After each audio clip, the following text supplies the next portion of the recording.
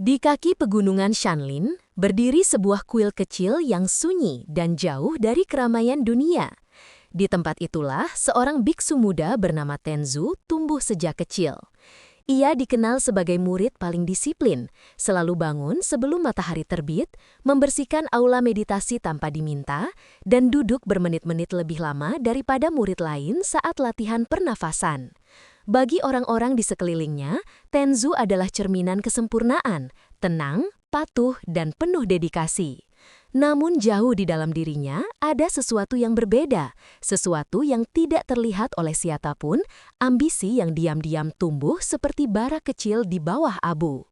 Bukan ambisi untuk menjadi bijak atau tercerahkan, tetapi ambisi untuk dikenal, dihormati, bahkan ditakuti. Ia selalu merasa bahwa dunia terlalu kecil untuk menampung kebesarannya, dan bahwa suatu hari nanti ia harus membuktikan dirinya pada semua orang. Segalanya berubah ketika Tenzu dipercaya menjaga perpustakaan kuno kuil, tempat golongan tua disimpan selama ratusan tahun. Di antara naskah-naskah ajaran kebijaksanaan, ia menemukan satu golongan yang berbeda. Kertasnya lebih tebal, tintanya lebih gelap, dan simbol yang terlukis di samping teks memberikan sensasi dingin saat disentuh. Saat membacanya, jantungnya berdegup lebih cepat. Isi gulungan itu bukan ajaran damai, melainkan catatan ritual aliran lama yang sudah lama diperingatkan oleh guru-guru kuil. Tertulis di dalamnya kalimat yang langsung membakar pikirannya. Tempat yang paling dijaga adalah tempat di mana kekuatan dunia berkumpul. Siapa yang mampu mengguncangnya, dialah yang akan menguasai energi terbesar di bumi. Tenzu terdiam lama setelah membacanya. Ia tahu seharusnya gulungan itu dikembalikan atau dilaporkan. Namun alih-alih takut, isi naskah itu memberi rasa lain dalam dirinya. Perasaan seperti tantangan yang harus ia jawab. Dari hari itu, ia mulai menyelinap ke perpustakaan tengah malam, membaca ulang teks terlarang tersebut sambil menyalakan dupa yang baunya begitu asing. Pelan-pelan ia menafsirkan teks itu dengan cara yang salah, dengan cara yang sangat egois. Bahwa kekuatan terbesar hanya bisa ia dapatkan jika ia berhasil mengguncang tempat suci yang dijaga ketat oleh jutaan manusia. Kebiasaan Tenzu mulai berubah. Ia tidak lagi sibuk membantu murid-murid lain, melainkan menghabiskan waktu di ruangan kecil yang ia kunci setiap malam. Dari balik pintu, sering terdengar bisikan aneh dan suara denting logam, seolah ia sedang melakukan ritual yang tidak pernah diajarkan gurunya. Murid lain mulai khawatir. Tenzu terlihat sering berkeringat dingin setelah meditasi. Tatapannya kosong namun bersinar aneh, seperti seseorang yang sedang menyimpan rahasia besar. Guru utamanya akhirnya memanggilnya dan berkata dengan lirih, "Jalan yang kau tempuh sekarang bukan jalan para pencari kedamaian. Kau sedang menyalakan api yang akan membakar dirimu sendiri." Namun Tenzu hanya menunduk tanpa menjawab. Setelah gurunya pergi, ia berbisik pelan seperti orang yang terhipnotis oleh pikirannya sendiri. Kebesaran tidak datang pada mereka yang pasrah. Kebesaran harus direbut. Sejak saat itu, bara di dalam dirinya berubah menjadi nyala api yang tidak dapat dipadamkan. Ia tidak lagi mencari pencerahan, ia tidak lagi mencari ketenangan. Yang ia cari hanyalah momen di mana ia bisa membuktikan bahwa dirinya mampu menyentuh sesuatu yang tidak berani disentuh siapapun.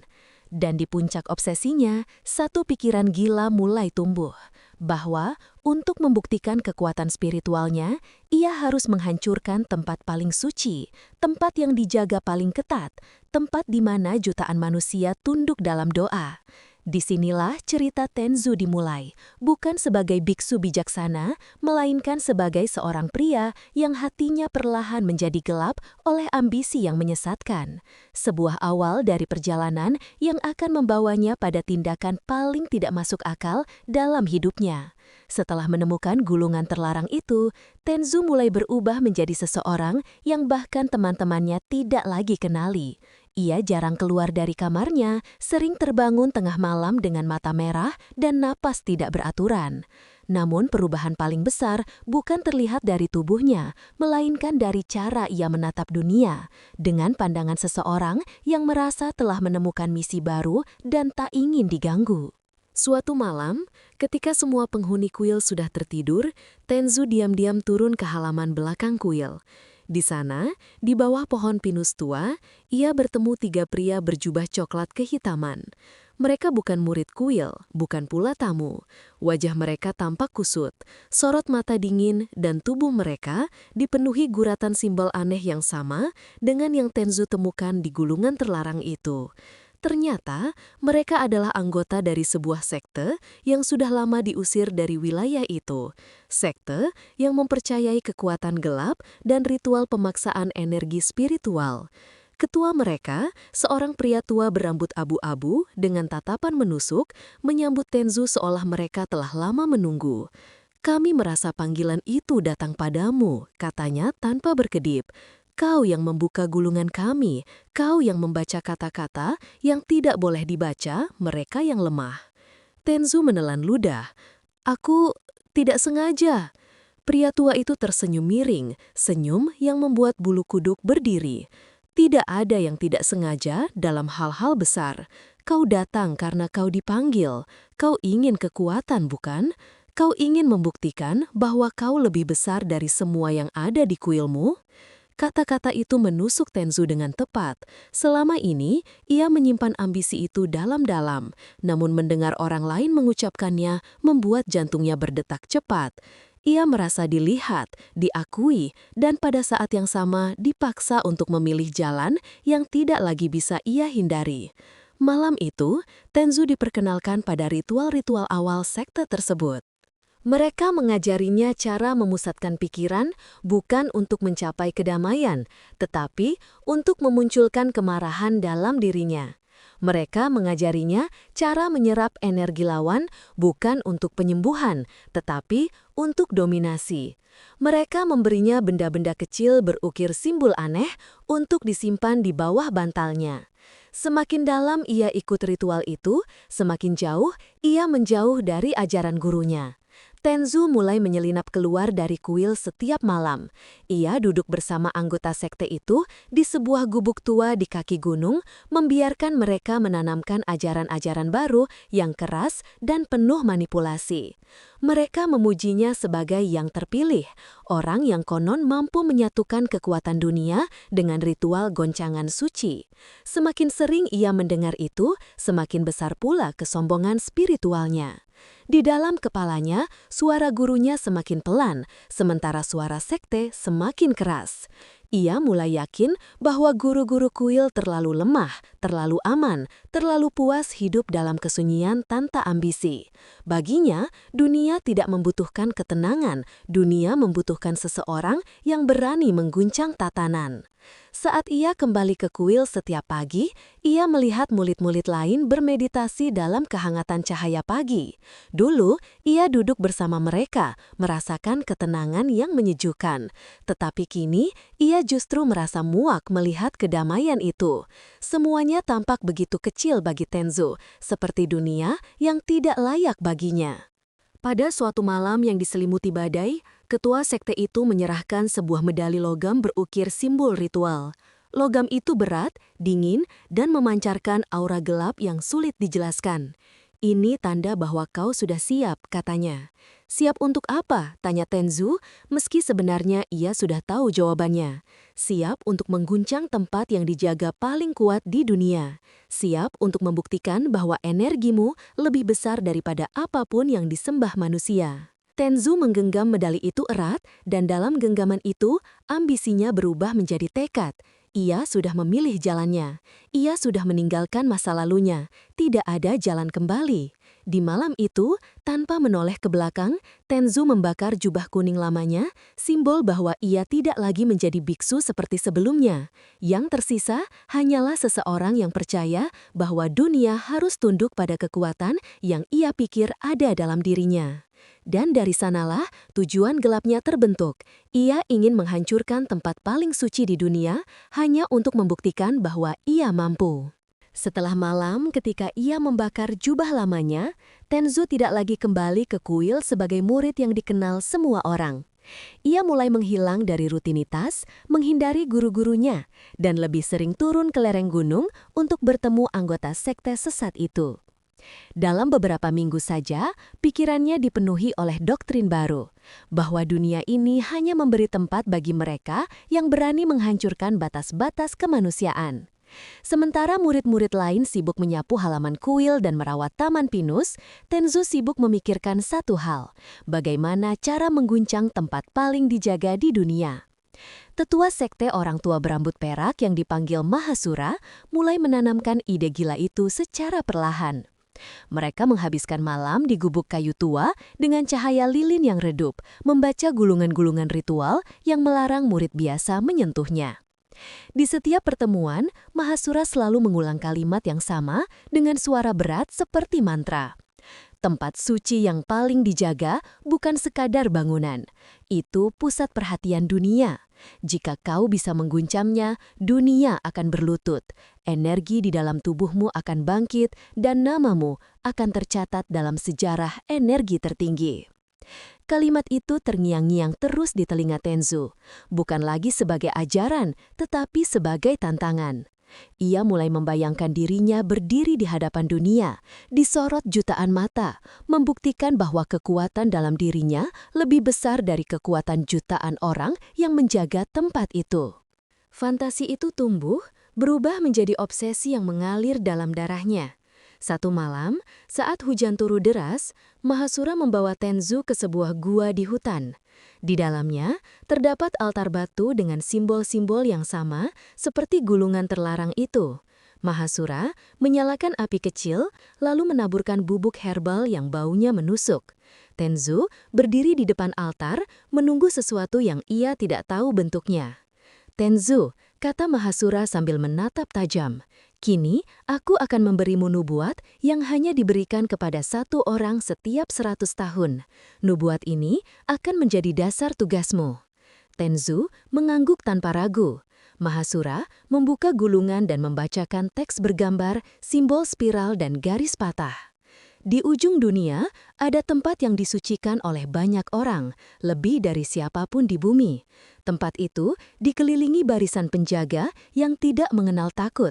Tempat itu tidak boleh disentuh, tidak boleh diguncang, tidak boleh disentuh oleh niat gelap. Mahasura berhenti sejenak sebelum menatapnya lebih tajam lagi. Dan karena itulah hanya orang paling berani atau paling gila yang berani mencobanya. Tenzu tidak berkedip. Ia mendengar setiap kata seolah sedang menerima misi ilahi. "Kau ingin dunia mengakuimu?" tanya Mahasura. "Kau ingin energi dalam tubuhmu bangkit? Kau ingin menunjukkan bahwa ajaran guru-gurumu tidak lebih dari debu?" Tenzu menarik napas panjang. "Aku ingin mereka melihat bahwa aku lebih besar dari semua itu." Mahasura tersenyum tipis. "Kalau begitu, ini nubuatanmu. Kau harus mengguncang tempat itu. Tidak perlu menghancurkannya sepenuhnya. Cukup menggerakkan salah satu bagiannya. Cukup membuat dunia gemetar, cukup membuat ribuan orang melihatmu. Saat itu, energi yang kau cari akan datang." Namun bagi Tenzu, kata mengguncang mulai berubah makna. Dalam pikirannya, yang terus dipenuhi fantasi kekuatan, mengguncang berarti merusak. Merusak berarti menaklukkan. Dan menaklukkan berarti membuktikan bahwa dirinya lebih besar dari apapun yang dianggap suci. Nubuat itu berubah bentuk dalam pikirannya menjadi sebuah perintah mutlak. Beberapa hari setelah ritual itu, Tenzu mulai merencanakan langkah-langkahnya. Ia mempelajari peta dunia, membaca berita internasional, dan mencari tahu lokasi-lokasi yang dijaga paling ketat. Dari semua tempat yang ia temukan, hanya ada satu tempat yang membuat matanya berbinar. Sebuah tempat suci yang dikunjungi jutaan manusia setiap tahun, dijaga oleh askar terlatih, dan dianggap tidak tersentuh oleh tangan manusia biasa. Itulah yang ia cari.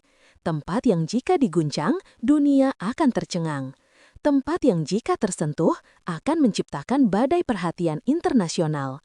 Tempat yang jika ia berhasil menyentuhnya, nama Tenzu akan masuk sejarah dengan cara apapun. Bahkan jika itu harus dilakukan dengan tindakan paling tidak masuk akal dalam hidupnya. Tenzu menatap medali simbol ritual di tangannya, lalu menutup matanya sambil menarik napas panjang. "Jika dunia perlu diguncang," bisiknya, "maka biarlah aku yang memulainya." Dan dengan itu, tujuan gelapnya semakin mengeras. Bukan lagi sekadar ambisi, bukan lagi sekadar mimpi. Kini menjadi sebuah misi. Misi yang akan membawanya pada perjalanan panjang menuju tempat paling suci yang tidak boleh ia sentuh, namun tetap ingin ia hancurkan untuk membuktikan dirinya.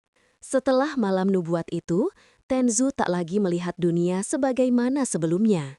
Ia mulai bangun dengan mata yang tidak lagi teduh, tapi penuh gelora aneh, gabungan antara ambisi, kegilaan, dan kepercayaan buta pada doktrin sekte sesat yang mulai merasuk ke dalam dirinya. Kuil yang dulu menjadi rumahnya kini terasa kecil, membosankan, tidak cukup besar untuk menampung misi yang ia yakini sedang dipikulnya. Setiap lantunan doa yang ia dengar dari murid lain hanya terdengar seperti dengungan tak berarti.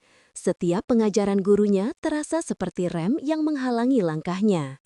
Ia menghabiskan hari-harinya bukan lagi dengan meditasi, tetapi dengan mempelajari peta dunia, berita internasional, berita dokumenter tentang tempat-tempat strategis, dan catatan-catatan sejarah. Pada awalnya, ia mencari banyak lokasi, namun perlahan-lahan semuanya mengerucut pada satu titik, tempat suci yang tidak pernah tersentuh kekerasan, dijaga ketat oleh askar bersenjata, dan menjadi pusat spiritual bagi jutaan manusia. Semakin ia mempelajari tempat itu, semakin besar keinginannya untuk berada di sana bukan sebagai peziarah, tetapi sebagai seseorang yang datang untuk mengguncang fondasinya. Semakin lama ia mempelajari informasi itu, semakin ia yakin bahwa nubuat Mahasura harus dieksekusi secara ekstrim. Dalam pikirannya, mengguncang tidak lagi berarti sekadar menggerakkan. Ia ingin meninggalkan tanda, tanda besar, tanda yang akan membuat dunia mengingat namanya selamanya. Ego yang terluka selama bertahun-tahun mendidih dan berubah menjadi obsesi yang tak bisa dihentikan. Ia mulai bertanya-tanya bagaimana ia bisa masuk ke tempat itu. Ia membaca bahwa tempat suci tersebut memiliki penjagaan paling ketat, kamera dari segala arah, pengawasan digital, dan ribuan petugas yang tidak pernah lengah. Bagi manusia normal, itu mustahil. Tetapi bagi Tenzu, semakin mustahil sesuatu terasa, semakin kuat keinginannya untuk menaklukkannya.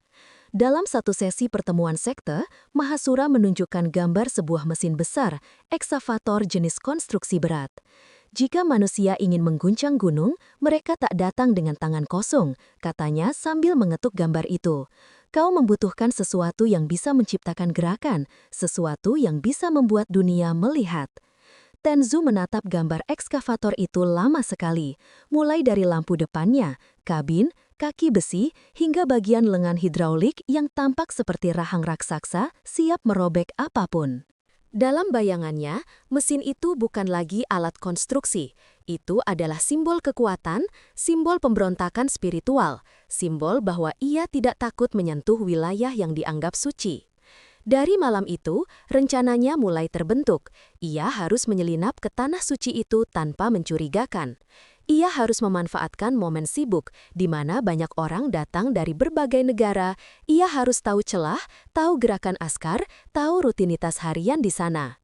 Maka ia mulai mengumpulkan video, catatan, rekaman CCTV bocor yang diterima melalui jaringan gelap sekte. Selama berminggu-minggu, ia mempelajari setiap pola dengan obsesi yang hampir tidak manusiawi. Namun, rencana seaneh itu belum lengkap. Tenzu harus menemukan cara membawa ekskavator ke dalam area yang bahkan mobil biasa tidak mudah masuk. Dan disinilah obsesi itu berubah menjadi sesuatu yang lebih gelap.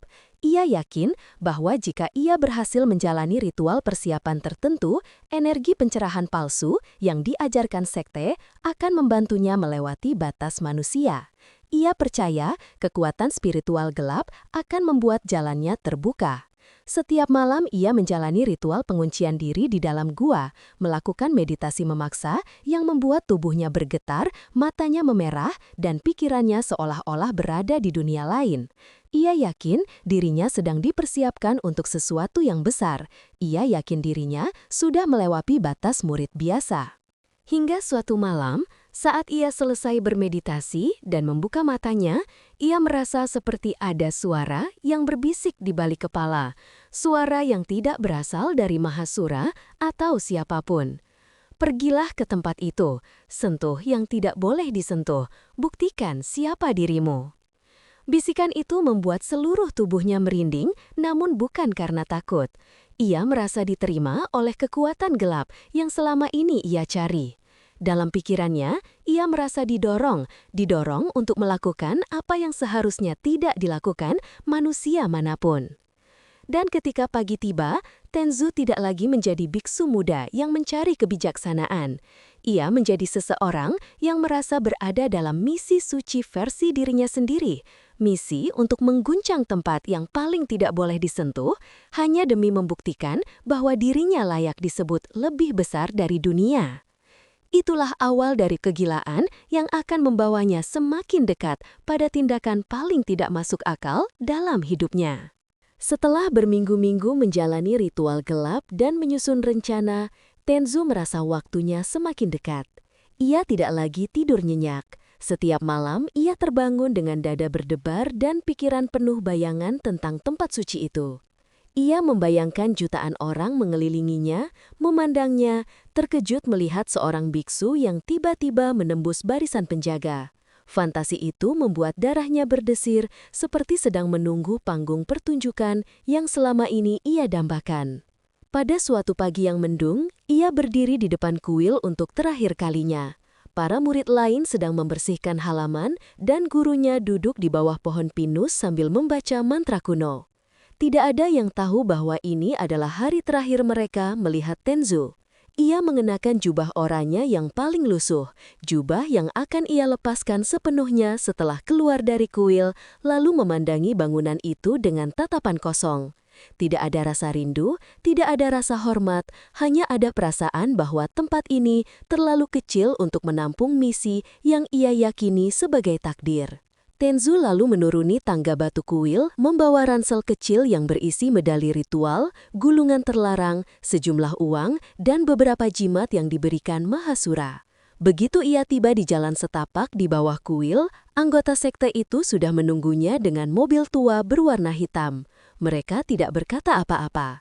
Tenzu masuk, pintu mobil tertutup, dan perjalanan gelap itu dimulai. Sepanjang perjalanan menuju kota, tidak ada satu kata pun terucap. Semua anggota sekte hanya menatap lurus ke depan, seakan sadar bahwa mereka sedang mengawal seseorang yang telah berubah menjadi alat bagi doktrin mereka. Tenzu memejamkan mata, membayangkan jalur yang sudah ia pelajari selama berminggu-minggu.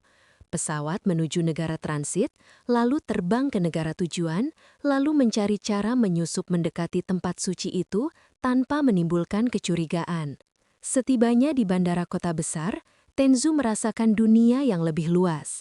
Manusia berlalu lalang dengan tujuan mereka masing-masing, sementara ia berjalan dengan satu tujuan gila yang hanya ia sendiri pahami.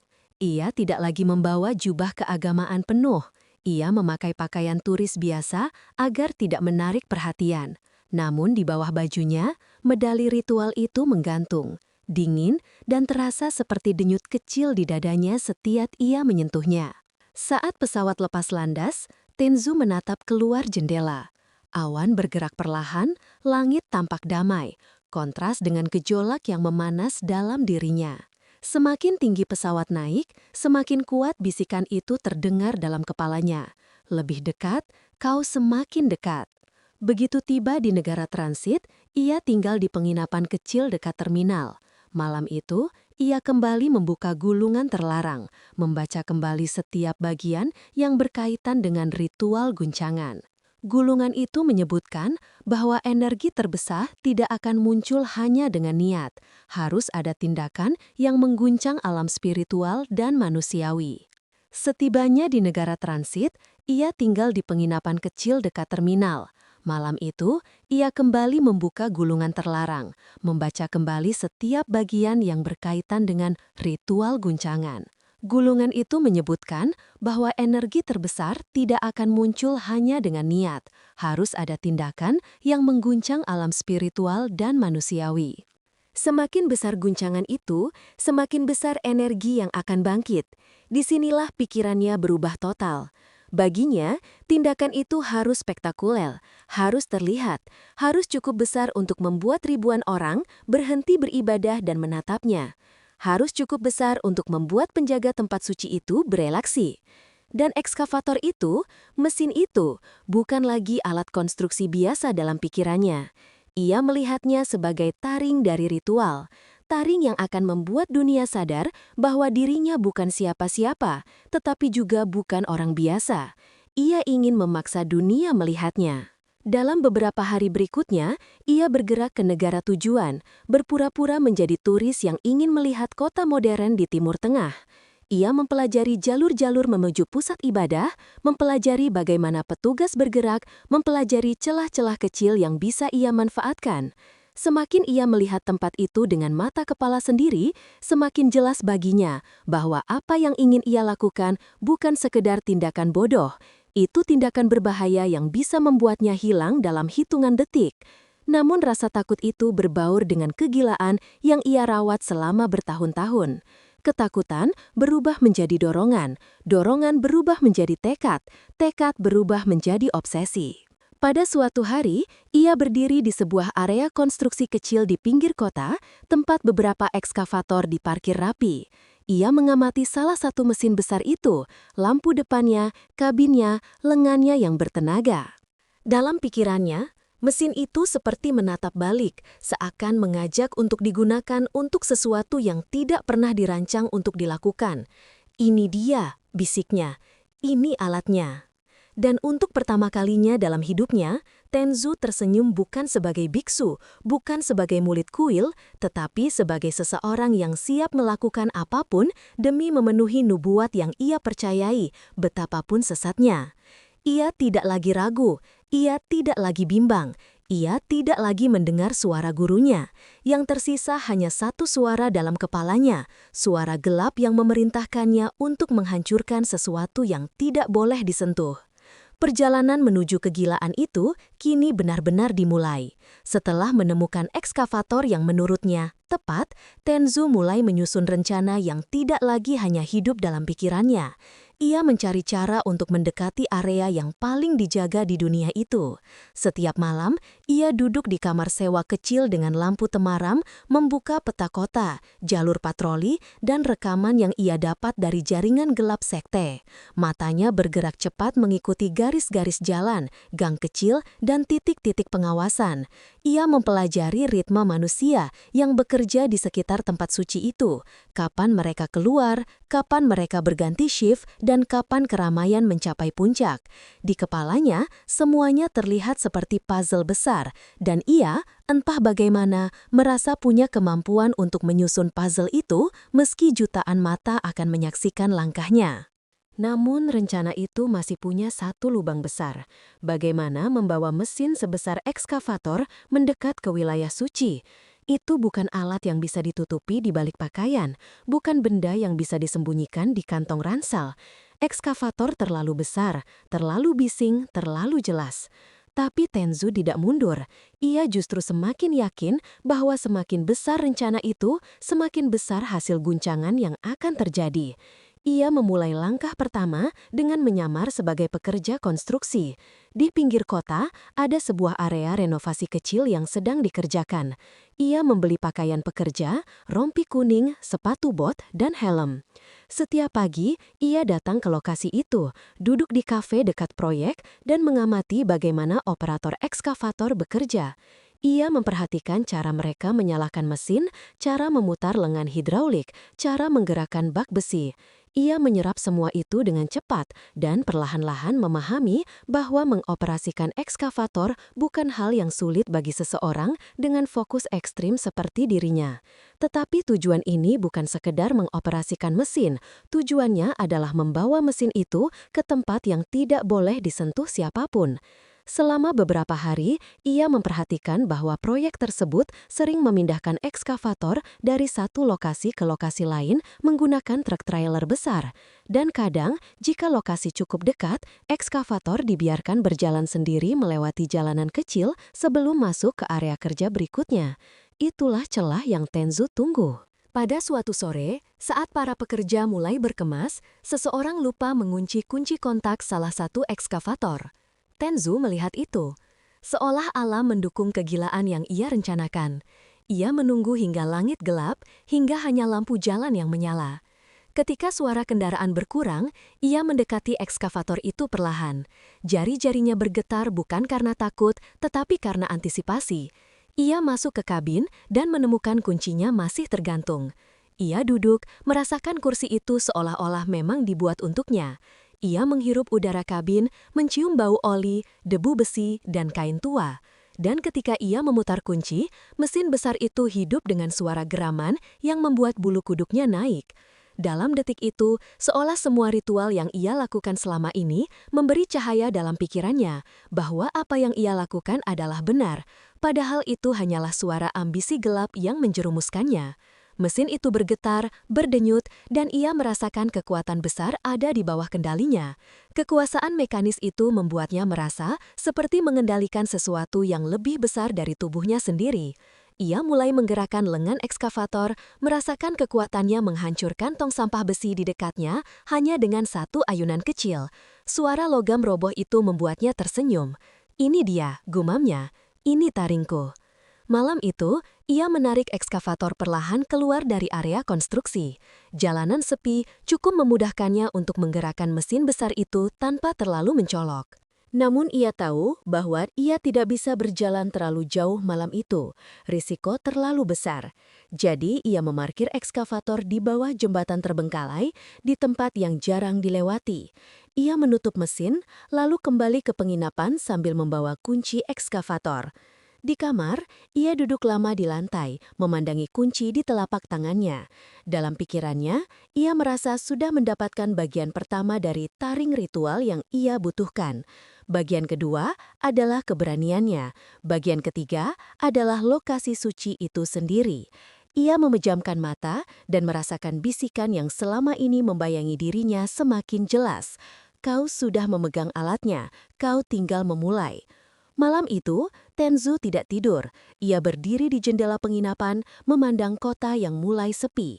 Dalam cahaya malam, ia membayangkan ekskavator itu berjalan ke arah tempat suci, menembus barisan manusia, dan suara dunia yang terkejut ketika seorang biksu melaju dengan mesin konstruksi di tempat yang tidak boleh disentuh. Fantasi itu menjadi bahan bakar yang membuatnya semakin yakin bahwa ia tidak akan kembali menjadi siapapun selain Tenzu sang pengguncang suci. Ia siap melangkah ke bagian paling berbahaya dari misinya. Ia siap mendekati tempat suci itu sendiri. Dan dengan itu, rencana gila itu mulai bergerak dari sekadar pikiran menjadi kenyataan yang tak bisa dihentikan. Tenzu bangun lebih awal dari biasanya. Udara pagi kota itu terasa berbeda, lebih berat, lebih menekan, seolah-olah dunia tahu bahwa seseorang sedang menyiapkan bencana. Ia duduk di tepi ranjang, memegangi medali ritual yang menggantung di lehernya. Logam itu dingin, tetapi seakan berdenyut, seperti nadi yang memiliki kehidupan sendiri. Bisikan dalam pikirannya semakin jelas, semakin sering, dan semakin agresif. "Hari ini kau mendekat, kau tinggal satu langkah lagi." Ia mengenakan pakaian pekerja konstruksi yang sudah ia siapkan, rompi kuning, kacamata gelap untuk mengaburkan wajah, dan syal tipis untuk menutupi mulut. Semuanya agar ia tidak terlihat seperti biksu. Ia mengambil kunci ekskavator yang ia curi malam sebelumnya, lalu meninggalkan penginapan tanpa menoleh lagi. Dalam langkah-langkahnya, ada sesuatu yang tidak dimiliki manusia normal, keyakinan yang lahir dari obsesi berkepanjangan. Ekskavator itu masih berada di bawah jembatan tua, tertutup bayangan beton dan karat. Saat ia mendekat, ia merasa seperti sedang mendekati makhluk hidup yang menunggunya. Tenzu naik ke kabin, memutar kunci, dan mesin besar itu menyala dengan suara geraman yang berat. Getaran seluruh kabin membuatnya tersenyum lebar. "Kita akan menuju panggung," gumamnya sambil menyentuh dashboard mesin seolah sedang membelai hewan buas. Namun tantangan sebenarnya baru dimulai. Ia tidak bisa membawa ekskavator itu langsung menuju pusat ibadah. Jalan menuju area suci selalu dipenuhi ribuan jamaah, petugas keamanan, dan kendaraan resmi. Ekskavator yang bergerak di siang hari akan langsung memicu alarm. Ia harus mencari celah yang kecil tapi cukup besar untuk membuatnya masuk. Untuk itu, ia mulai menggerakkan ekskavator melalui jalur pinggir kota, mengikuti gang-gang sempit yang jarang dilalui kendaraan besar. Terkadang, ia harus mematikan mesin ketika mendengar suara langkah patroli, lalu menunggu mereka lewat sebelum melanjutkan perjalanan pelan-pelan. Ia bergerak seperti bayangan besar yang mencoba menghindari lampu, menggerakkan mesin sebesar itu seolah sedang menyelinap. Peluh mengucur di wajahnya, bukan karena takut ketahuan, tetapi karena tubuhnya terbakar oleh kegembiraan yang tidak sehat. Setiap meter yang ia lewati membuatnya merasa semakin dekat dengan takdir yang ia ciptakan sendiri. Ia bisa membayangkan headline berita, seorang biksu mengguncang dunia. Ia bisa membayangkan orang-orang yang menertawakannya dulu akan terdiam saat melihat apa yang ia lakukan. Begitu ia mendekat ke wilayah kota yang lebih padat, Tenzu mulai melihat puncak menara Masjid Suci dari kejauhan. Cahaya matahari pagi memantul pada struktur suci itu, membuatnya tampak seperti titik cahaya yang melayang di udara. Dalam detik itu, jantung Tenzu berdetak kencang, lebih kencang daripada saat ia membaca gulungan terlarang pertama kali. "Aku sudah dekat," bisiknya sambil menahan tawa kecil yang terdengar seperti seseorang yang kehilangan akal. Namun, masalah baru muncul. Polisi dan askar mulai memasang barikade untuk mengatur arus jamaah yang makin ramai. Kendaraan besar jelas tidak diperkenankan masuk. Untuk manusia normal, ini adalah tanda untuk menyerah. Tapi bagi Tenzu, ini hanyalah ujian kecil bagi seseorang yang merasa didorong oleh takbir. Ia memutuskan untuk menunggu. Ia mematikan mesin dan bersembunyi di balik puing bangunan lama yang sedang direnovasi. Mulutnya bergetar membaca mantra sesat yang diajarkan Mahasura. Dalam kepalanya, ia membayangkan ekskavator itu sebagai naga besi yang menunggu saat tepat untuk menyerang. Saat malam tiba, penjagaan mulai longgar. Bukan karena mereka lengah, tetapi karena perpindahan shift dan perubahan arus jamaah. Pada titik inilah, Tenzu mulai menggerakkan ekskavator itu kembali, pelan tapi pasti. Lampu kota bersinar di atasnya, menciptakan siluet ekskavator yang besar dan menakutkan. Setiap meter yang ia lewati membuatnya merasa seperti dunia sedang membuka jalan untuknya. Padahal kenyataannya, ia hanya bergerak di celah-celah kecil sebelum petugas baru datang. Ia mendekat, hingga akhirnya ia tiba di area luar salah satu gerbang utama Masjid Suci itu. Tenzu mematikan mesin. Ia berdiri dari kursi kabin, menatap bangunan suci itu dengan mata yang berkaca-kaca. Rasa hormat tidak ada sama sekali dalam tatapannya. Yang ada hanyalah haus pengakuan, haus kekuasaan, dan haus pembuktian bahwa ia bisa melakukan sesuatu yang tidak berani dilakukan siapapun. "Aku akan mengguncangmu," katanya pelan. Suaranya serak tetapi syarat hasrat. Ia belum bergerak lebih jauh malam itu. Ia hanya memastikan satu hal, ekskavator itu sudah cukup dekat. Besok, ia akan menyusup lebih dalam. Besok, ia akan menembus barisan. Besok, ia akan memulai ritual yang ia percaya sebagai jalan menuju energi tertinggi. Ia turun dari kabin, berdiri di samping ekskavator yang kini tampak seperti monster mekanik yang menunggu perintah terakhir. Tenzu merapatkan jubah oranye lusuhnya, menatap bintang-bintang jauh di langit, lalu berbisik, "Esok hari, dunia akan tahu namaku." Dan malam itu berlalu dengan keheningan yang tidak menyadari bahwa seseorang sedang mempersiapkan kegilaan terbesar yang pernah terjadi. Pagi itu udara kota terasa lebih panas dari biasanya. Matahari baru saja muncul, tetapi hawa di sekitar wilayah suci sudah padat oleh langkah jamaah dari berbagai negara. Mereka mengenakan pakaian putih bersih, berjalan tenang, dan mengucapkan doa-doa yang memenuhi udara dengan keteduhan. Tidak ada satupun yang menyadari bahwa di balik dinding bangunan tua, seorang biksu berniat melakukan sesuatu yang tidak masuk akal. Tenzu duduk di dalam kabin ekskavator menatap kerumunan dari kejauhan. Nafasnya cepat, bukan karena gugup, tetapi karena terlalu lama menunggu momen ini. Ia menggenggam medali ritual di lehernya, merasakan dinginnya menembus kulit. Di dalam kepala, bisikan itu muncul lagi. Lebih agresif, lebih keras, seperti suara seseorang yang memerintah tanpa kompromi. Saatnya bergerak, saatnya mengguncang, saatnya mereka melihatmu. Tenzu menarik napas panjang dan menyalakan mesin. Getaran berat ekskavator itu langsung menggerakkan tubuhnya. Ia merasakan seluruh jalur hidraulik berdenyut seperti urat nadi besi. Ia menutup jendela kabin, menyembunyikan wajahnya di balik helm pekerja dan kacamata gelap. Ia tahu bahwa begitu ia keluar dari tempat persembunyian, tidak ada lagi jalan kembali.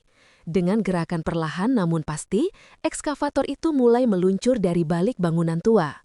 Ban besi yang besar meninggalkan jejak debu dan suara gesekan keras yang langsung menarik perhatian beberapa orang di luar area itu. Dua pekerja di sebelah selatan menoleh, bingung melihat mesin besar berjalan sendirian. Namun, sebelum mereka bisa mendekat, Tenzu sudah memutar ekskavator ke jalur utama yang mengarah ke salah satu pintu luar wilayah suci. Langkah itu benar-benar gila. Begitu ekskavator memasuki jalur yang lebih terbuka, suara mesin yang bergemuruh memecah kebisingan pelan para jamaah. Beberapa orang berhenti, kebingungan. Ada yang menganggap itu bagian dari pekerjaan konstruksi. Ada yang menyingkir tanpa menghiraukan. Tapi askar yang melihat dari kejauhan langsung curiga. Mereka berkomunikasi lewat radio, mencoba memastikan apakah ada izin pengoperasian alat berat di jam ramai seperti ini. Tenzu mempercepat laju ekskavator. Lengan besi di sisi kanan bergerak perlahan, seolah siap menghantam apapun yang menghalangi. Ia menatap gerbang besar di depan, tempat jamaah masuk keluar untuk menuju Ka'bah. Setiap langkah mendekat membuat dadanya semakin panas, seperti tubuhnya sedang menguapkan ambisi yang membakar.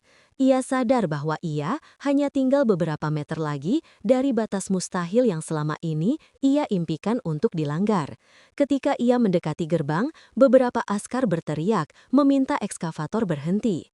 Mereka memberi isyarat dengan tangan, tapi Tenzu tidak memperlambat. Bahkan ia justru menambah tenaga, membuat mesin itu bergerak lebih cepat dan lebih bising. Jamaah mulai menyebar, beberapa ketakutan melihat ekskavator mendekat tanpa kendali. Askar-askar mulai berlari, suara teriakan, "Waqif, stop," menggema di udara suci itu. Namun suara manusia tidak bisa menembus ambisi yang sudah membutakan Tenzu. Dalam kepalanya, ia hanya mendengar satu hal, guncangkan, guncangkan, guncangkan. Ia mendekat semakin cepat, askar membentuk barisan di depan gerbang, berpindah dari sikap jaga ke barisan penahan. Mereka tahu ini bukan angin lalu, ini ancaman nyata. Ekskavator itu semakin dekat, jarak yang memisahkan mereka tinggal beberapa detik saja. Tenzu merasakan denyut jantungnya naik sampai ke kepala. Inilah momen yang ia tunggu, momen yang akan membuat dunia bergetar. Namun sebelum ia sempat menggerakkan lengan ekskavator, sesuatu terjadi. Mesinnya tiba-tiba tersendat. Tidak masuk akal, padahal ia baru saja memeriksa semua tuas. Ia mencoba menambah tenaga, tidak ada respons. Ia memukul panel kendali, masih tidak bergerak. Suara mesin berubah menjadi dengungan aneh, seperti tenaga besarnya disedot oleh sesuatu yang tidak terlihat. Tenzu berteriak dalam kabin, memaksa lengan ekskavator bergerak. Tangannya bergetar kuat, namun mesin itu tetap tidak bergeming. Hanya terdengar suara logam mengaduh, dan saat itu terjadi, askar langsung bergerak. Mereka mengelilingi ekskavator, beberapa naik ke sisi kabin, beberapa lagi mengetuk kaca depan dengan tongkat dan senjata mereka. Jamaah yang menyaksikan kejadian itu mulai panik dan berlari menjauh. Beberapa menangis, beberapa mengangkat telepon untuk merekam. Di dalam kabin, Tenzu menatap ke depan, napasnya tercekat. Bukan karena takut pada askar, tetapi karena ia merasakan sesuatu yang dingin merayap di tubuhnya, seperti energi yang keluar dari dadanya. Ia menyentuh medali ritual di lehernya dan mendapati logam itu mendadak membara. Dalam sekejap, seluruh tubuhnya gemetar. Ia tidak bisa menggerakkan lengan. Ia merasa seperti kekuatan dari luar menekan dadanya kuat sekali, seperti ada tangan tak terlihat yang menghentikan seluruh rencana itu. Dia membuka mulutnya, ingin berteriak, tetapi suaranya hilang. Askar akhirnya berhasil membuka pintu kabin dan menyeretnya keluar. Tenzu jatuh ke tanah, tubuhnya lemas, wajahnya pucat. Mata yang penuh ambisi itu kini berubah menjadi mata orang yang tersadar bahwa ia sedang melawan sesuatu yang tidak bisa ia sentuh. Ia tidak berhasil memulai ritual gila itu. Ia bahkan tidak berhasil menggerakkan ekskavator satu langkah ke dalam gerbang. Semua tenaganya hilang, seolah-olah seluruh obsesi gelap itu diremukan oleh sesuatu yang jauh lebih kuat daripada manusia. Askar mengikat tangannya, sementara jamaah melihat dengan campuran jijik, bingung, dan takut. Ekskavator masih berdiri megah di belakangnya, tetapi kini hanyalah raksasa besi yang tidak bernyawa. Dan di tanah, Tenzu terbaring sambil menggigil, merasakan bahwa kegilaannya baru saja dipatahkan sebelum sempat menyentuh apapun. Namun, ia tidak tahu bahwa ini baru permulaan dari hukuman yang akan ia hadapi. Askar menyeret Tenzu menjauh dari ekskavator seperti menarik tubuh seseorang yang tidak lagi punya kekuatan. Tangannya diikat dengan tali tebal, kepalanya ditundukkan ke tanah, dan lusinan mata jamaah memandangnya dengan campuran kaget dan ngeri. Di antara suara langkah Askar, terdengar bisikan orang-orang yang mencoba memahami apa yang baru saja terjadi. Kenapa ada alat berat di sini? Itu siapa? Apa yang dia lakukan? Tetapi Tenzu tidak mendengar apapun. Kepalanya berdenyut keras bukan karena pukulan atau rasa takut, tetapi karena bisikan dalam dirinya. Bisikan yang selama ini mendorongnya mulai berubah menjadi jeritan samar. Suara itu tidak lagi memberi perintah. Suara itu terdengar seperti makhluk yang sedang terluka, kehilangan kendali, menjerit dalam ketakutan. Kau gagal, kau gagal, kau gagal. Askar mendirikan barikade di sekitar ekskavator, memasang garis kuning, dan meminta semua jamaah mundur. Sebagian besar mengikuti perintah, namun rasa penasaran membuat mereka diam di tepi kerumunan, memotret dengan kamera, merekam dengan ponsel, memandang dengan mata lebar ketika melihat bahwa pelaku adalah seorang biksu. Pemandangan itu terlalu aneh, terlalu janggal, terlalu jauh dari akal sehat untuk dilewatkan. Tenzu didudukan di tanah, kedua tangannya terikat di belakang punggung, napasnya tersengal seperti orang yang baru saja keluar dari mimpi buruk. Askar mengelilinginya, beberapa mengajukan pertanyaan dalam bahasa yang tidak sepenuhnya ia mengerti. Tetapi tak satu pun jawaban keluar dari mulutnya. Lidahnya kaku, seperti tubuhnya belum menerima kenyataan bahwa rencana yang ia rawat bertahun-tahun hancur dalam hitungan menit.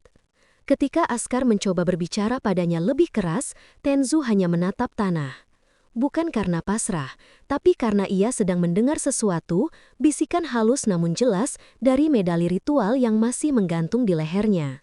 Suara itu berubah, tidak lagi memerintahnya melakukan sesuatu. Suara itu seperti sedang panik, seperti makhluk gelap yang selama ini bersembunyi di balik ambisinya, kini kehilangan tempat untuk berlindung. Bukan waktunya, kau belum siap, kau harus kembali, kau harus kabur. Tenzu meremas medali itu dengan jari terikat dan justru merasa sesuatu seperti denyut dingin mengalir ke tangannya. Kulitnya merinding, mata yang tadi hampa mulai berubah, menunjukkan rasa takut yang tidak pernah ia tunjukkan sebelumnya. Untuk pertama kalinya, ia merasa dirinya bukan pelaku yang mengendalikan rencana itu, melainkan korban dari sesuatu yang ia beri makan selama bertahun-tahun. Kemudian, seorang askar menarik medali itu dari lehernya. Medali kecil itu jatuh ke tanah, mengeluarkan suara logam yang keras, lebih keras dari seharusnya. Dalam hitungan detik, tubuh Tenzu bergetar hebat, seolah ada sesuatu yang ditarik paksa dari dalam dirinya. Matanya memejam kuat, mulutnya menganga, namun tidak ada suara keluar. Ia hanya merasakan energi gelap itu menghilang seperti asap yang ditarik angin. Askar tidak melihat apa-apa selain tubuh seorang pria yang tiba-tiba gemetar. Tetapi Tenzu merasakan sesuatu yang jauh lebih dalam. Bagian dari dirinya, bagian yang ia rawat, ia dengarkan, ia percayai, ditarik keluar dan hilang. Seperti terputus dari sumber kekuatan yang ia anggap sebagai kekuatan ilahi. Seperti cahaya merah yang padam. Ketika gemetar itu mereda, Tenzu terjatuh dengan wajah pucat. Ia bernapas pelan, hampir seperti orang yang baru saja kehilangan nyawa kedua. Namun bukan kehilangan energi itu yang membuatnya ketakutan, melainkan kesadaran bahwa kini ia hanya manusia biasa, tidak ada bisikan, tidak ada dorongan, tidak ada panduan. Semua ambisi yang dulu menjadi bahan bakar, kini berubah menjadi kekosongan besar yang menyesakan. Sementara itu, Askar mengumpulkan bukti-bukti, memotret ekskavator, menghubungi pihak berwenang, dan mengatur jalur agar jamaah tetap bisa masuk tanpa terhambat. Suasana tetap tegang tetapi mulai terkontrol. Dunia tidak mengetahui apa yang sebenarnya terjadi di benak orang ini. Mereka hanya melihat biksu gila yang mencoba mendorong alat berat ke tempat suci. Tetapi bagi Tenzu, ini lebih dari sekadar kegagalan rencana. Ini adalah runtuhnya seluruh alasan hidupnya. Ia mendongak perlahan, menatap gerbang tempat ia ingin menembus dengan ekskavator. Gerbang itu berdiri kokoh, tidak terguncang sedikit pun. Jamaah berjalan masuk dengan tenang, melanjutkan ibadah dengan khusyuk tanpa memedulikan pengacau yang sudah dilumpuhkan. Pemandangan itu menciptakan pukulan batin yang lebih keras daripada hukuman fisik. Tempat yang ingin ia guncang bahkan tidak bergeser sedikit pun. Dan di saat itulah, Tenzu merasakan pertama kali dalam hidupnya sesuatu yang tidak pernah ia izinkan untuk masuk ke dalam dirinya, penyesalan kecil. Hanya sekelumit, hanya setetes, tapi cukup untuk membuat dadanya terasa sesak. Namun di balik penyesalan itu, ada sesuatu yang jauh lebih berbahaya, ketakutan akan balasan dari kekuatan yang lebih besar. Bukan dari manusia, bukan dari Askar, tetapi dari sesuatu yang menjaga tempat itu sejak awal. Tenzu menelan ludah, tubuhnya bergetar pelan karena ia merasa apa yang menghentikannya bukanlah kegagalan mesin, tetapi tangan tak terlihat yang menolak rencana gila itu sejak awal. Dan ia belum tahu, balasan itu baru saja dimulai. Setelah Tenzu digiring menjauh dari ekskavator, para askar membawanya ke sebuah ruangan pemeriksaan di area luar kompleks suci. Ruangan itu tidak besar, hanya diterangi satu lampu putih yang menggantung tepat di atas kepala. Dindingnya polos, tanpa dekorasi. Tidak ada jimat, tidak ada altar, tidak ada simbol apapun yang bisa memberinya rasa aman. Semua tampak terlalu bersih, terlalu terang, terlalu nyata, dan justru itulah yang membuat Tenzu merasa tercekik. Ia duduk di kursi logam dengan tangan masih terikat, nafasnya mulai tak beraturan. Seluruh tubuhnya berkeringat dingin meski ruangan itu ber-AC. Ia merasa seperti seseorang yang baru saja dilempar keluar dari tengah badai gelap dan dipaksa melihat sinar matahari langsung. Ketika salah satu askar masuk membawa formulir, Tenzu langsung memejam, bukan karena takut interogasi, tetapi karena ia merasa sesuatu yang lebih besar sedang menatapnya. Selama bertahun-tahun, ia merasa ditemani bisikan itu, bisikan yang memberinya keberanian, bisikan yang menanamkan gagasan kehebatan. Namun kini, bisikan itu hilang, benar-benar hilang, seperti pintu gelap yang selama ini terbuka sedikit, kini tertutup rapat. Ia merasakan ruang kosong di dalam kepalanya yang membuatnya ingin menjerit. Askar mulai bertanya, "Apa tujuanmu? Siapa yang menyuruhmu? Dari mana kamu datang?" Namun Tenzu tidak menjawab satupun, bukan karena keras kepala, tetapi karena telinganya tidak lagi menangkap suara manusia secara penuh. Suara askar terdengar seperti gema jauh, terdistorsi, tenggelam oleh suara lain. Suara desahan lembut, nyaris seperti napas panjang dari sesuatu yang tidak terlihat. Tenzu membuka mata dan menoleh pelan. Tidak ada siapa-siapa di sudut ruangan, namun ia merasakan kehadiran kuat, tekanan berat di udara, seperti ruangan itu menyempit. Kulitnya merinding, dan dadanya seperti ditekan dari dalam. Untuk pertama kalinya, ia sadar bahwa kegagalannya tadi bukan hanya kegagalan rencana, tetapi pelanggaran terhadap sesuatu yang jauh lebih besar dari ritual sesat apapun yang ia pelajari.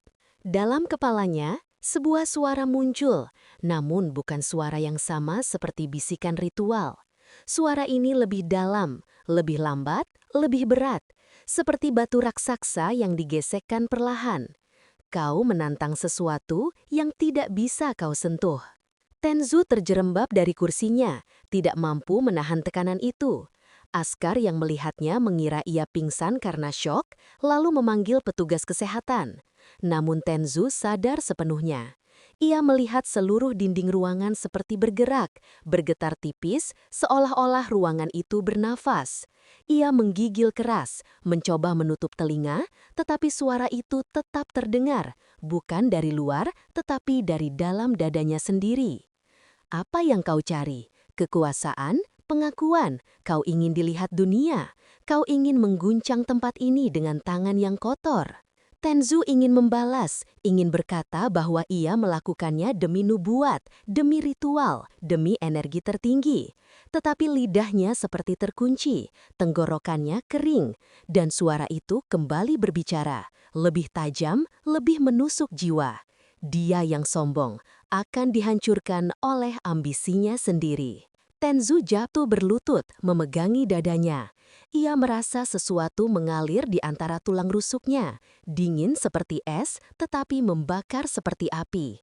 Petugas kesehatan mencoba mendekat, namun saat tangan mereka hampir menyentuh bahunya, tubuh Tenzu tersentak keras, seperti ada kejutan listrik yang mengalir. Dua petugas mundur terkejut. Jamaah di luar area ruangan bisa mendengar suara benturan dari dalam. Suara askar yang mencoba menenangkan, suara kursi yang terlempar, tetapi tidak ada yang berani membuka pintu, kecuali petugas khusus yang bertugas menangani orang-orang ekstrim. Saat pintu terbuka kembali, mereka melihat pemandangan yang tidak bisa dijelaskan dengan logika manusia. Tenzu berlutut di tengah ruangan, tubuhnya gemetar, wajahnya tertunduk menjelang lantai. Ia tampak seperti seseorang yang baru saja melihat sesuatu yang tidak bisa dipahami. Namun yang paling mengerikan adalah matanya. Mata itu kini kehilangan amarah, kehilangan obsesi, dan berubah menjadi mata seseorang yang sadar bahwa ia telah menyentuh batas yang tidak boleh disentuh manusia. Salah satu askar mencoba berbicara lembut. "Apa yang kau lihat? Kenapa kau melakukan ini?" Namun Tenzu tidak menjawab. Ia justru mengangkat kepalanya perlahan dan dari bibirnya keluar suara pelan, tetapi jelas, suara yang penuh ketakutan. "Ada sesuatu yang menjaganya, dan aku seharusnya tidak datang." Kalimat itu membuat ruangan hening, bahkan petugas yang sudah biasa menghadapi kasus ekstrim mulai merasa ada sesuatu yang tidak beres. Tenzu menunduk lagi, tubuhnya semakin gemetar. Dan untuk pertama kalinya sejak ia memulai misi bilanya, ia menangis. Bukan menangis karena takut hukuman manusia, bukan menangis karena gagal. Ia menangis karena ia merasakan ada sesuatu yang mengawasinya. Sesuatu yang tidak terlihat, sesuatu yang tidak bisa ia lawan, sesuatu yang lebih besar daripada ambisi sesat yang selama ini ia peluk. Dan ia belum tahu bahwa apa yang ia alami di ruangan itu hanyalah awal dari runtuhnya jiwanya. Azab batinnya baru dimulai. Tenzu duduk bersandar pada dinding dingin ruangan interogasi. Tubuhnya gemetar seperti seseorang yang baru ditarik dari jurang kematian. Napasnya pendek-pendek, seakan udara di ruangan itu menolak masuk ke paru-parunya. Cahaya lampu putih di atas kepalanya sudah tidak lagi berkedip, namun tetap terasa terlalu tajam, terlalu dingin, terlalu telanjang, seperti sorotan yang mengungkap semua dosa tanpa ampun. Ia menatap tangannya yang terikat, melihat jari-jarinya bergetar kecil. Jari-jari itu dulu pernah memegang gulungan suci, pernah menyapu lantai kuil yang damai, pernah memberi salam hormat pada gurunya. Kini, jari-jari itu adalah hasil dari perjalanan panjang menuju kegelapan, dan ia sendiri tidak tahu bagaimana bisa sampai di titik ini. Tenzu menelan ludah, namun tenggorokannya seperti dipenuhi pasir. Setiap gerakan kecil terasa menyakitkan. Di hadapannya, ritual medali yang dulu ia percayai sebagai sumber kekuatan tertinggi kini tergeletak di lantai. Dingin, mati, tidak ada cahaya, tidak ada bisikan. Benda itu tampak seperti kepingan logam biasa, kosong dan memalukan. Tenzu menatapnya lama, dan di sanalah ia mulai memahami sesuatu yang tidak pernah ingin ia akui. Selama ini, ia bukan dipanggil oleh kekuatan besar, bukan menerima wahyu, bukan menjadi yang terpilih. Ia hanya menjadi wadah bagi kesombongan dan ilusi yang tumbuh perlahan, dibungkus oleh ritual sesat yang memanfaatkan luka batinnya. Ia memejamkan mata, mencoba menenangkan diri, tetapi kegagalan itu seperti film yang terus berulang di kepalanya. Ekskavator yang ia pikir sebagai taring ritual tiba-tiba mati. Askar membentuk barisan yang tak tergoyahkan, tempat suci itu berdiri tanpa goyah sedikit pun. Semua tenaganya, semua latihan, semua ritual, semua ambisi tidak mampu menggeser sebutir debu pun dari tanah suci itu. Tak ada guncangan, tak ada tanda, tak ada pembuktian. Yang ada justru balasan tak kasat mata yang membuat tubuhnya lumpuh, pikirannya koyak, dan jiwanya hancur. Tenzu menarik nafas panjang, mencoba melawan rasa sakit di dadanya. Namun ketika ia membuka mata, sesuatu yang lebih mengerikan terjadi. Ruangan itu tampak terlalu sunyi, terlalu hening, seakan waktu ikut menjauh darinya. Askar di luar kaca pengawas berdiri diam, namun wajah-wajah mereka begitu jauh, seperti bayangan yang tidak memiliki suara. Ia merasakan tekanan berat di belakangnya, seperti ada seseorang berdiri sangat dekat. Nafasnya membeku, ia tidak berani menoleh. Di sudut matanya, ia melihat bayangan panjang merayap di lantai. Bayangan yang tidak berasal dari manusia manapun. Bayangan itu bergerak perlahan, berdenyut seperti jantung yang berdetak. Tubuh Tenzu kaku, ia tidak bisa bergerak, tidak bisa berteriak, tidak bisa meminta tolong. Dalam detik itu, suara berat yang pernah ia dengar kembali mengisi kepalanya. Bukan bisikan lembut seperti ritual dulu, bukan rayuan, ini suara yang membawa makna penghukuman. Kau ingin mengguncang tempat yang tidak boleh disentuh. Tenzu menggigit bibirnya sampai berdarah, mencoba menahan suara itu. Namun yang terguncang hanyalah dirimu sendiri. Bayangan itu merayap semakin dekat, seakan ingin menelan dirinya. Tenzu mulai menangis, bukan lagi karena takut mati, tetapi karena sadar bahwa ia telah melawan sesuatu yang tidak pernah bisa ia kalahkan. Ia menunduk dalam-dalam, tubuhnya merosot ke lantai. Tangisannya terdengar patah-patah, seperti manusia yang kehilangan seluruh pegangan hidup. Ia pernah merasa menjadi calon legenda. Kini ia bahkan tidak merasa pantas menjadi manusia. Saat itu, pintu ruangan terbuka perlahan. 2 askar masuk, berhati-hati, menatapnya dengan ekspresi bingung dan iba. Bagi mereka, Tenzu hanya terlihat seperti seseorang yang mengalami breakdown mental ekstrim. Mereka tidak melihat bayangan itu, mereka tidak mendengar suara itu, mereka tidak merasakan tekanan itu. Tenzu diangkat pelan, namun ia menolak bangkit. Ia hanya duduk bersimpuh, menundukkan kepala, membiarkan air mata jatuh ke lantai. Aku salah, bisiknya, hampir tak terdengar. Aku tidak seharusnya datang ke sini. Aku tidak seharusnya menyentuh apapun. Askar tidak mengerti apa yang ia ucapkan. Mereka hanya membawa Tenzu keluar untuk diproses sesuai hukum setempat. Namun bagi Tenzu, hukuman manusia tidak lagi penting. Ia tahu bahwa apa yang paling menghancurkannya bukan barikade askar, bukan interogasi, bukan keramaian yang menertawakannya. Yang menghancurkannya adalah kenyataan bahwa tempat suci itu tidak tersentuh oleh ambisinya. Dan ia merasa seolah sesuatu yang menjaga tempat itu telah menunjukkan peringatan yang lebih sakit daripada pukulan manapun. Tenzu berjalan keluar ruangan dengan tubuh goyah, kepala tertunduk. Tidak ada kekuatan tersisa di dirinya. Tidak ada suara di kepalanya. Tidak ada tujuan. Ia datang untuk mengguncang dunia, namun yang diguncang hanyalah jiwanya sendiri. Dan kisah itu berakhir bukan dengan gempa, bukan dengan kehancuran tempat suci, bukan dengan ritual besar, melainkan dengan seorang pria patah yang akhirnya sadar bahwa ada hal-hal yang tidak boleh disentuh manusia, betapapun besar ambisinya.